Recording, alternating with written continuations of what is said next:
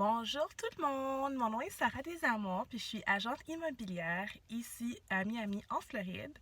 Et j'ai beaucoup de questions par rapport aux Canadiens qui habitent encore au Canada et qui rechercheraient une résidence secondaire en Floride. Donc, je vous fais un petit vidéo juste pour vous donner quelques petits trucs, vous dire plus ou moins qu'est-ce que vous aurez besoin de savoir. Donc, ce que j'ai fait, je l'ai résumé en 5 étapes, les 5 étapes les plus importantes à savoir pour acheter une résidence secondaire en Floride pour les Canadiens non résidents.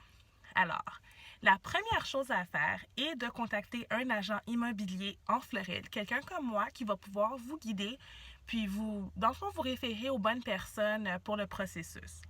La deuxième chose à faire est de déterminer combien d'argent vous aimeriez mettre comme mise de fonds. Est-ce que vous voulez mettre 20 000 30 000 ou est-ce que vous aimeriez acheter une maison comptant? Et en effet, si vous achetez une maison comptant, c'est sûr et certain que c'est beaucoup plus d'argent qu'il faut mettre comme mise de fonds. Et puis, il faut également considérer les coûts de fermeture, les coûts de notaire. La troisième chose à faire, et ça, il y a beaucoup de personnes qui ne le savaient pas, c'est que en tant que Canadien, et si vous avez un travail, un emploi, il y a des possibilités à ce que vous puissiez obtenir une hypothèque ici à Miami. Alors, il y a un processus là, par rapport à ça. Il y a un processus par rapport à ça. La plupart du temps, il faut mettre plus ou moins entre 30 et 50% de mise de fonds. Et vous pourriez peut-être avoir l'opportunité d'obtenir une hypothèque, ce qui faciliterait votre transaction dépendamment de votre budget. La quatrième chose à faire serait de faire une consultation avec votre agent immobilier quand vous aurez votre budget, quand vous avez une bonne idée de pour combien vous pouvez acheter une maison ici en Floride. C'est peut-être 150 000, 200 000, je ne sais pas, ça dépend de votre budget, combien d'argent vous mettez, etc.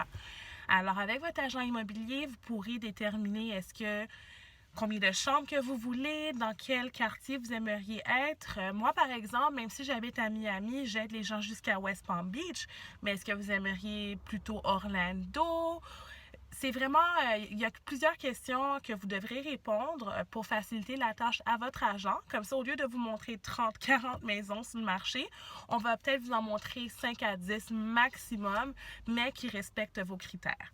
Et finalement, la dernière chose à faire, et ça c'est la partie préférée de tout le monde, ce serait de faire un petit voyage ici en Floride pour visiter les propriétés, pour trouver la maison de vos rêves et puis pour faire une offre dans le fond et puis c'est ça, ça se résume en ces 5 étapes assez faciles.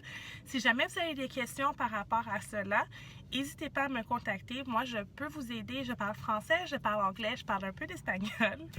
Et je suis disponible tous les jours, soit par courriel, vous pouvez me téléphoner, me texter. Vous avez toutes mes informations plus bas. Alors, encore une fois, mon nom est Sarah Desamours et je suis votre agente immobilière canadienne en Floride.